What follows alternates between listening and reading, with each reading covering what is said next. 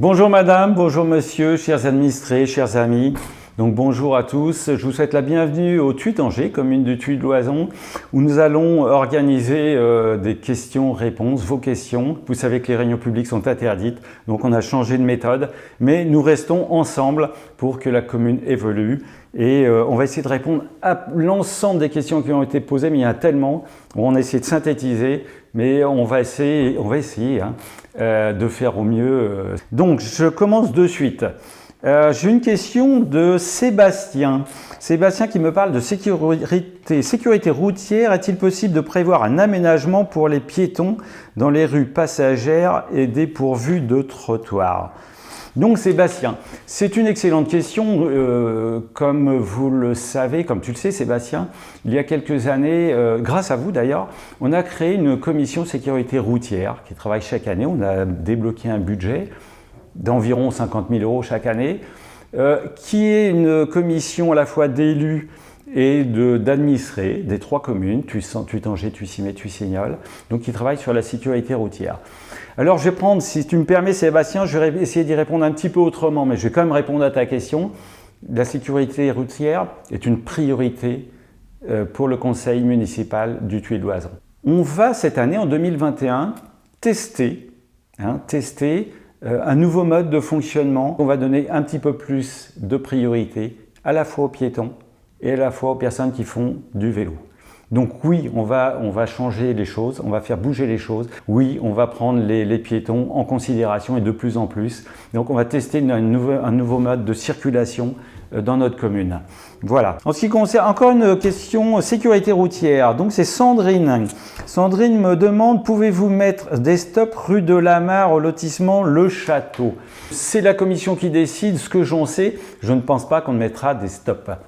Il y a un moment donné, j'ai dit tout à l'heure qu'on allait changer le système et la rue principale de Tuit-Angers fera partie de ce nouveau système et j'espère que ça va répondre, pas par des stops, mais ça va répondre autrement à la problématique de sécurité routière, rue de la Mare. Jean-Michel me pose une question, pourquoi les personnes à mobilité réduite ne peuvent pas accéder à l'ascenseur du pôle santé?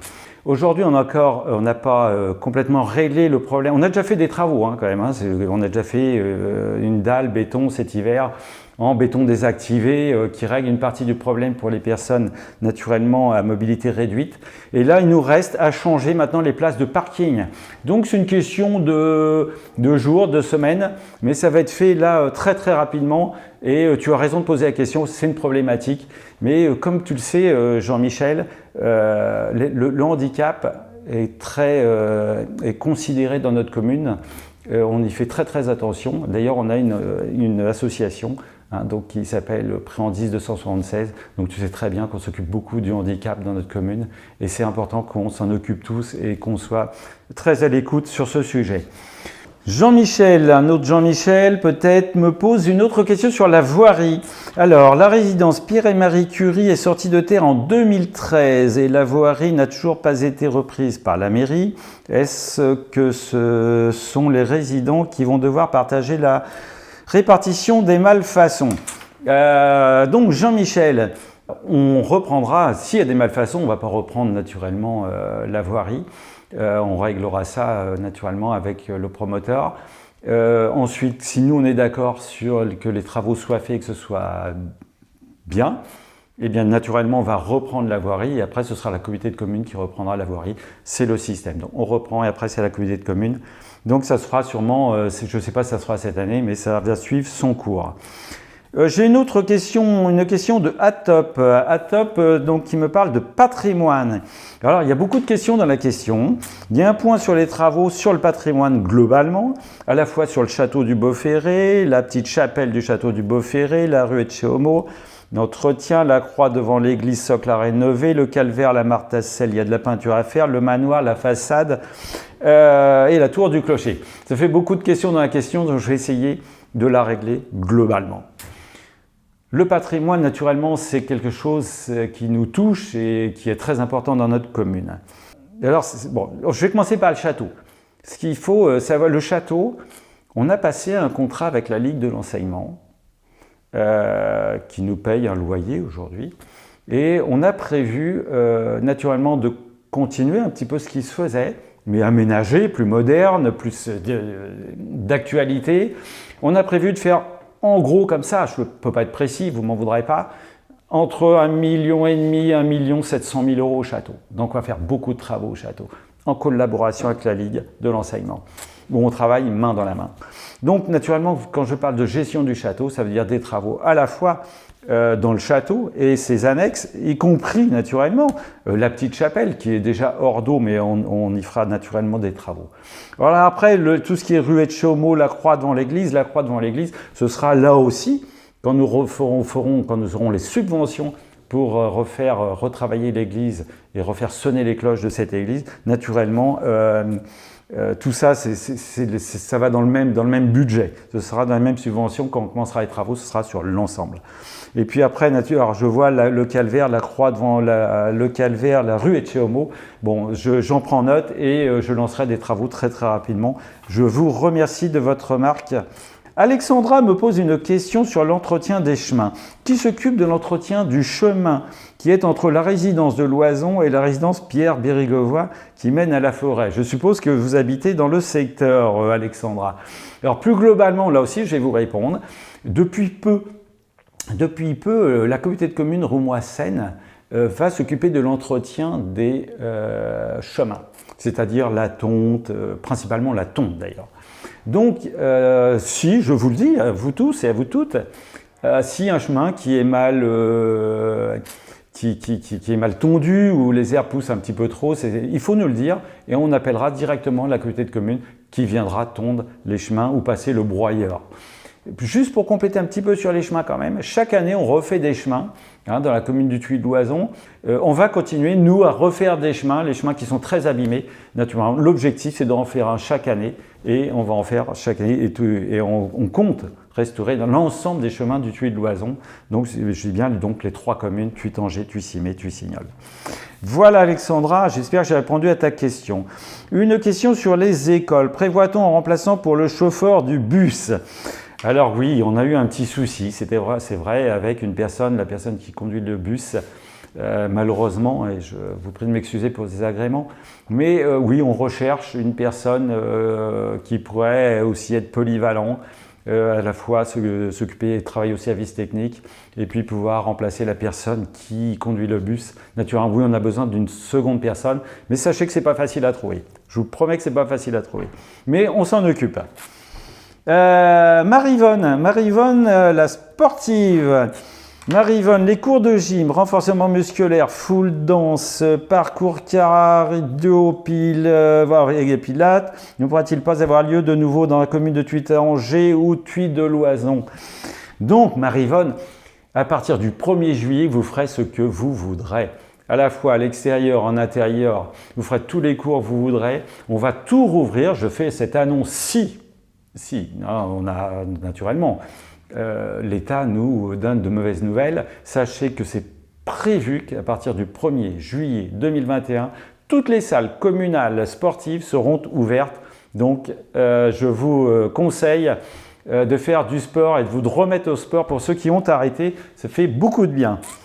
Une autre question de Marie-Yvonne sur la solidarité. Serait-il possible d'implanter un ou 2 bacs jaunes du Lions Club, au moins sur chaque commune, pour récupérer de textiles des chaussures usagées?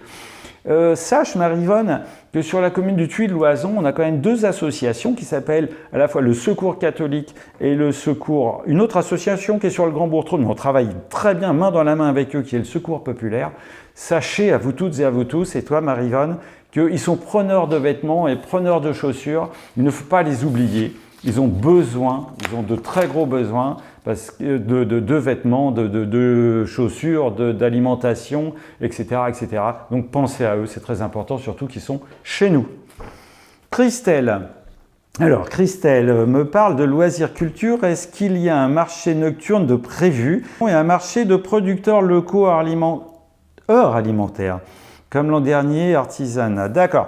Donc, Christelle, il y a un marché de prévu, je crois que c'est le 13 juin, toute la journée. Venez nombreux. accompagner tous nos artisans, nos commerçants, nos producteurs de fruits et légumes locaux, hein, parce que c'est que du local, c'est que du direct, il n'y aura que ça. Et en plus, je vous fais une petite, je vous le donne en scoop, vous ne le savez pas encore, la Ligue de l'enseignement sera présente ce jour-là. Donc, je vous en ai parlé un petit peu tout à l'heure, c'est eux qui s'occupent du château maintenant. Donc, venez les voir, venez les consulter, venez les interroger, ils seront heureux de vous accueillir. Donc, venez le 13 juin, moi j'y serai. Et je pense que l'ensemble du conseil municipal y sera. Venez nous poser des questions, venez nous voir, venez voir nos artisans et nos producteurs. Merci de venir nombreux. Guillaume me pose une question sur la communication. Sera-t-il possible d'assister aux conseils municipaux en vidéo? Voilà, tu vois, Guillaume, nous faisons une vidéo actuellement. Pourquoi pas? Je ne sais pas, on a déjà abordé le sujet, pourquoi pas? Naturellement, Guillaume, sache qu'à partir du 1er juillet, déjà, vous pourrez, les administrés pourront assister aux conseils municipaux en présentiel. Mais moi, j'aime bien quand les gens y viennent aussi. La vidéo, c'est bien, hein, je ne vais pas dire l'inverse, mais la présentielle, c'est pas mal aussi. C'est là aussi qu'on a contact avec la population et nos administrés, et on adore. Donc, Guillaume, pourquoi pas, j'en prends note. Mais si tu veux assister au conseil municipal, viens nous voir. Merci Guillaume. Où en est-on de l'aménagement des voies douces, trajets, vélos et piétons? Je te remercie Christelle de cette question, puisque nous sommes très bien avancés hein, sur l'aménagement des voies douces. On va commencer les travaux cette année, ils seront terminés en 2021 si tout va bien. Tout est prêt, avec la Covid, je vous l'avais dit déjà, on a perdu un petit peu de temps, mais nos projets sont là. Les subventions sont là, nos projets sont là, on est en appel d'offres d'entreprise et je pense d'ici quelques semaines, peut-être septembre, peut-être avant, je ne sais pas comment ça va se passer, mais vous verrez les pelleteuses arriver et là vous pourrez me dire à monsieur le maire que c'est le bazar dans les communes de Tuile-Loison, mais ce sera pour la bonne cause, ce sera les voies douces. Donc les voies douces, on en reparlera beaucoup des voies douces, que c'est très important puisque ça permettra aux gens, et à la fois à vos enfants, nos enfants d'aller à l'école, au collège, à pied ou en vélo. Donc on en reparlera et je pense là aussi également, comme le demandait tout à l'heure, le demandait Guillaume, je pense qu'on fera une vidéo sur nos voies douces et on va essayer de faire quelque chose de très sympa pour vous faire vivre ces voies douces et on va les vivre, j'espère, tous ensemble parce qu'on a tous besoin et c'est très important pour notre commune.